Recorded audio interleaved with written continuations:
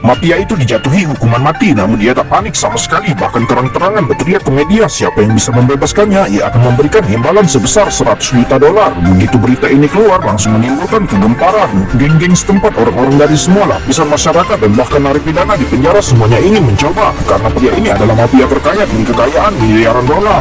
Ia dimasukkan ke dalam mobil penjara dan dibawa ke penjara federal. Tanpa diduga, mobil polisi pengawal di belakang menghentikan mobil tahanan di tengah jalan dan dua polisi keluar dari mobil dan berjalan cepat menuju mobil tahanan. Siapa sangka yang pertama bertindak adalah polisi yang mengawal tahanan.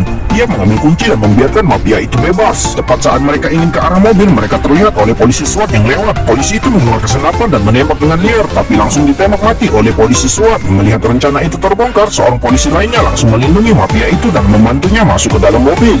Namun belum sempat ia melarikan diri, anggota SWAT tersebut melancarkan serangan balik klub dan menembaknya di tempat. Setelah mafia itu mengemudikan mobil polisi secara gegabah, ia tetap gagal lolos dari kepungan. Polisi menyadari keseriusan masalah ini dan segera mengubah rencana. Mereka memutuskan untuk menggunakan helikopter untuk mengangkut mafia itu dari udara. Namun meski begitu, mereka tetap saja menjadi sasaran orang jahat. Helikopter itu tiba-tiba kehilangan keseimbangan. Pada saat ini tembakan lain dilepaskan, mesin helikopter rusak dan langsung jatuh. Sang mafia tersenyum menghina, inilah kekuatan uang. Polisi yang sempat mengalami serangkaian kemunduran dengan cepat menyusun kembali rencana, dan tak lama kemudian seluruh petugas polisi keluar dengan kekuatan penuh. Konvoi sepanjang puluhan meter itu bergerak di bawah perlindungan helikopter bersenjata hanya untuk mengangkut mafia.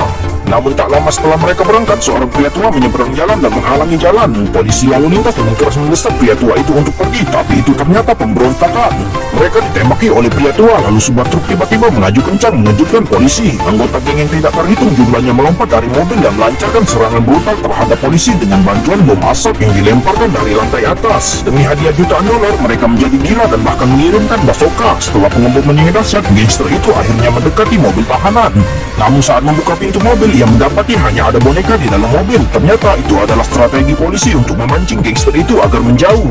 Mafia yang sebenarnya dikawal oleh tim SWAT melalui terowongan bawah tanah. Mereka masuk ke dalam mobil yang telah disiapkan dan melanjutkan perjalanan ke penjara federal.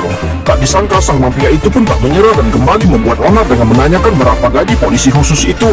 Kemudian ia menggandakan hadiahnya menjadi 200 juta dolar. Ketiga polisi di dalam mobil itu masing-masing diberi uang sebesar 66 juta dolar. Salah satu polisi mencibir dan hendak membalas ketika rekan setimnya yang sedang mengemudi tiba-tiba menghentikan mobil dan mengarahkan pistol ke arahnya.